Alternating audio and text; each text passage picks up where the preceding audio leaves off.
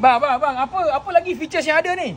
Dia body boleh buka ke macam taksi ke apa ke? Amboi, kau main kau ni. Dulu ada satu cerita taksi tu. Taksi apa, bos? Allah Akbar. Dia punya fender boleh tukar, rim boleh tukar. Oh, ya ke, bos? Dia pakai switch. Oi, tengok besar. Oh. Oi. Ini, bos. Ini 500 horse ada ni.